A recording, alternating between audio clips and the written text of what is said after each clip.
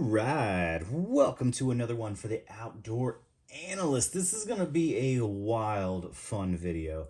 This is going to be essentially, and really just an overview of the hottest steel and the last, I don't know, forever, decade, century, you name it. The steel that has probably made the biggest splash in the entire knife world is Magnacut. And I just kind of wanted to go over really how I feel about Magnacut now after kind of having a couple years with it, essentially.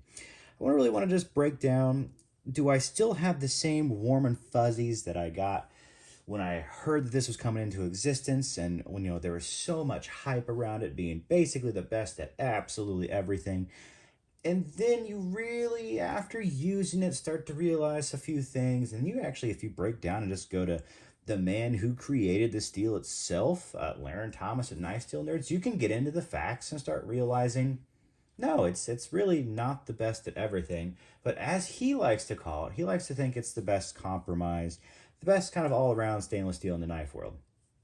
And he may actually be right there. But I'm not sure if just because it is the best compromise, it's the best knife steel for me when it comes to a fixed blade. But I will say this, it actually beats pretty much every other steel in one area. And that has a whole lot to do with, I think, with the hype. It was a surprise to Larrin Thomas about how cool that hype was, or about that, what it actually did. And we'll get into that in just a little bit. So what do I have here? I'll just throw out some of the Magnacut knives that I've used a decent amount. I have the Bushcraft Scout. I have had this knife for a while. This is my backpacking knife now.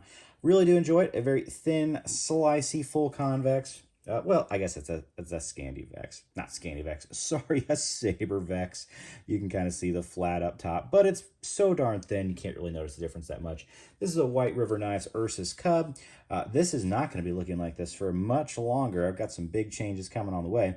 But this is also in Magnacut. I've done lots of slicing with this, and for a production saber grind, this may be one of the thinnest. It's not the thinnest, but it's one of the thinnest knives out there. Great slicer. This is a Scandi Vex from Bark Rivers, the Bushcraft Scout.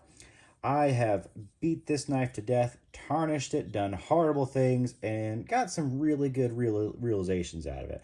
As far as kind of like being rough on a Magnacut knife, it's been this one for me. Then just kind of longest use, definitely been that one. And then really tons of just naughty slicing through things has definitely been the Ursus Cub. So that's kind of my experience with them. Yeah, the steel's been out for a decent while. I've got a few years with it. What do you get when you get Magnacut? Well, it is hyped up to be essentially what everybody says is a really super tough, super stainless, and really good edge retention steel. And it's kind of a little bit of all three of those. So let's kind of break them down, and let's start with my favorite aspect to a knife. And I kind of just put edge stability and toughness all into one. And the reason why I really like tough steels is because I really like thin edges. Now take this all with a grain of salt. And even, Larrin Thomas will say this too. The grind of your knife and the actual angles to it almost matter more than anything. When it comes to edge retention, when it comes to actual toughness, pretty much your grind will make the biggest difference. How it is actually angled is huge. So take that with a grain of salt. What we're really talking about is just the minuscule parts that go behind that. So when it comes to toughness, though, if you break it down on his chart, Magnacut, they have a rating of 7, essentially. And take that, that's what it is. When you rate other steels as far as toughness in the stainless world, because I kind of want to live in the stainless world, is it the best stainless steel? Well, there's some other ones that are tougher. Really, we'll start off with one of my favorite little steels, Nitro V. This is a Winger Aphid XL1 in Nitro V, and it is a tougher stainless steel than Magnacut. And I'll tell you, this is a super insanely thin, slicey Scandi. Probably the thinnest edge of any knife I maybe have. You're talking like Rockstead thin here. It is ridiculous. And it is held up insanely well. I've cut through cans. You can check out a video I did with that. I cut through a can with this knife, and it just crushed it.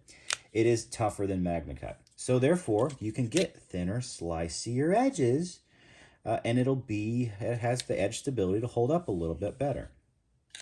Oh, maybe I'll just leave this out here for fun. Really do love that. Here's a more Garberg, considered maybe even a budget steel. This is 14C28N, and it is much tougher than Magnacut as well. 14C28N is ridiculous. It is rated a 9 on his toughness scale. Nitro V is a 7.5, so it's just a little bit tougher than this.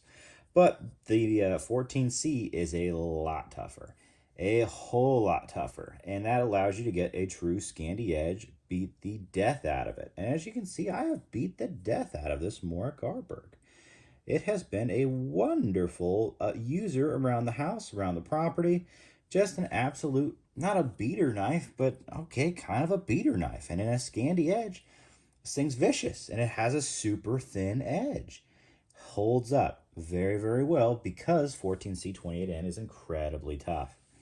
What else is out there? Is there anything that's tougher? Yeah, technically it has the same rating on Knife Steel Nerds, but I think when you really get down to it, aeb-l is the toughest stainless steel out there. So much so that when you get into like the foot-pounds of what it can do, it is almost as tough as CPM 3V when you actually Rockwell at its toughest.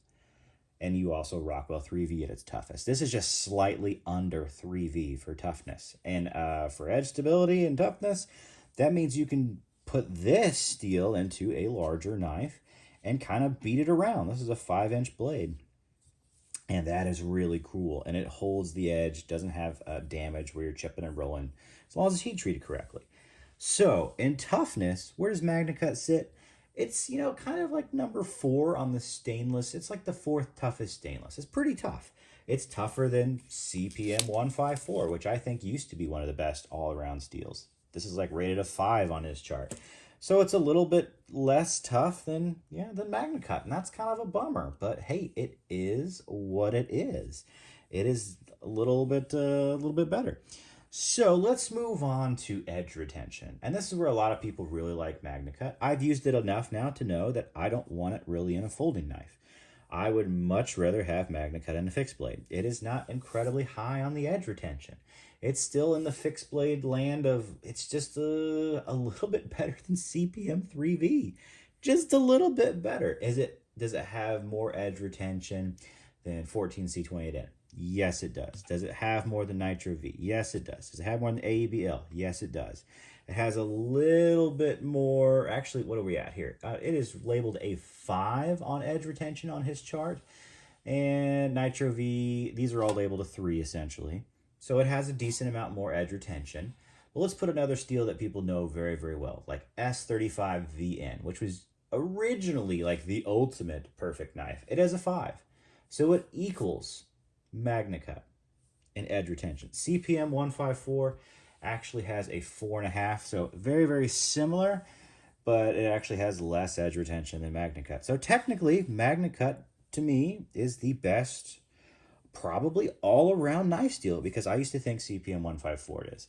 It was a perfect kind of mix of edge retention and toughness. Magnacut actually beats it in both of those areas. Therefore, I think it is a better all-around steel than CPM 154. It just is. Do I love my Gunny Hunter any less? No, I really do love it. That's really held up incredibly well for me. And then you kind of get to corrosion resistance. So honestly, all these are stainless. They're all fairly corrosion resistant. They do a good job. Magnacut is almost 100% corrosion resistant. As in, you can leave it in salt water for weeks, pull it out, and it's perfect. You do that with any of these knives, you're going to just be rusty little monsters. That says a lot. That means it is incredible for really humid areas, which is originally why I loved it. I'm in the Midwest. It's almost always wet here, whether it's raining, whether it's snowing, whether the humidity is at 90% throughout the whole day, basically. It gets ridiculous, which means all of our woods, all of our areas are incredibly wet all the time, which means wood is usually always wet. Corrosion is a thing that is just here. Are we as bad as Florida? I guess not, but sometimes it feels like we are. So keep that in mind. That's why I really loved Magnacut. But when you break it down, it's just a middle-of-the-road steel that works well for a fixed blade.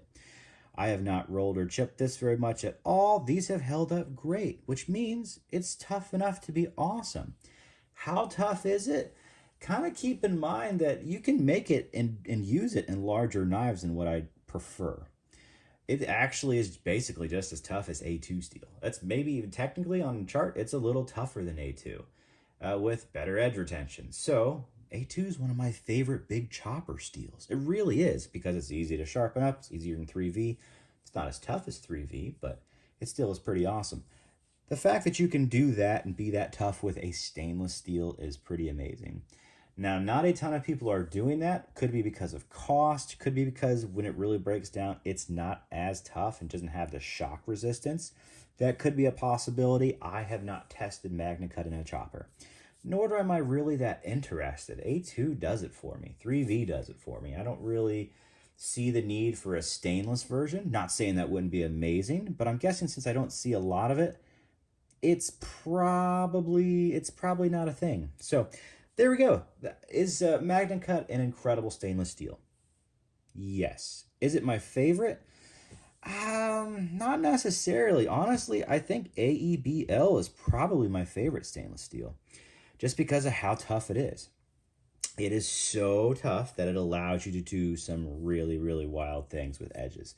Do I want to share this yet? Yeah, I kind of do. I'll let you know that one of the thinnest, sliceiest edges that I have ever run across that is held up insanely well is an aeb-l, and it's from a new maker to me. So I should have grabbed it. Give me like a couple of seconds. I'm going to grab that knife, and I'm going to show you why I think aeb-l is probably my favorite, and Magnacut is coming in at least in the top 4.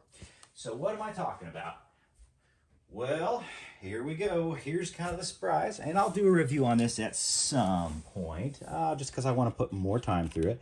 This is a Lycian little Canuck in aeb-l.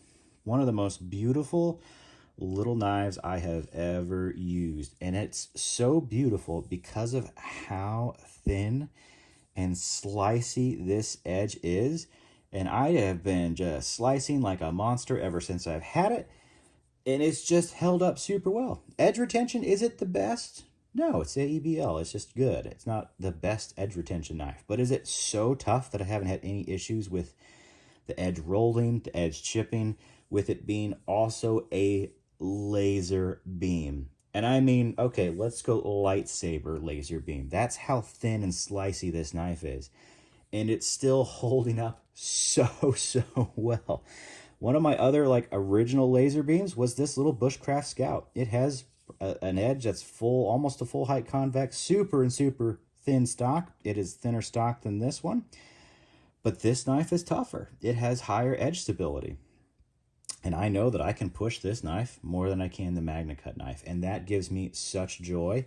It gives me just confidence to go out there and not be mean with it, but to put it to work. So this is going to be a super fun review when we do that one.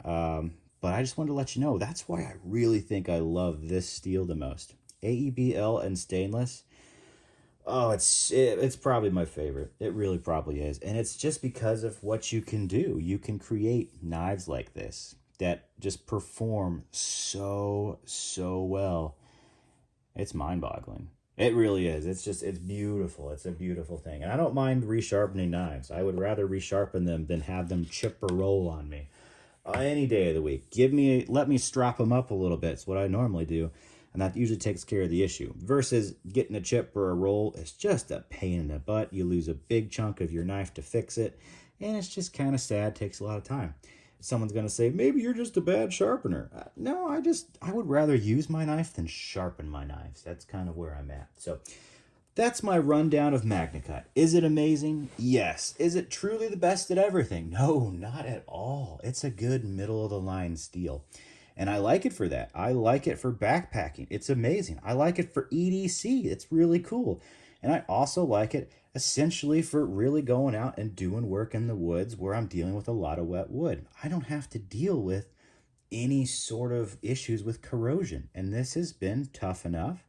It doesn't have the greatest edge retention, but it works. When you're dealing with wood, it actually is just fine. But, you know, it's not like dealing with a really high-end folder steel. And would I want it on a folder? It'd be okay, but it would not be my preference. Really not. It's just not it's just doesn't have enough edge retention to make it make sense for me. I either want a super tough steel or something that's really high in edge retention. That's where I see my EDC at, and usually it's one or the other.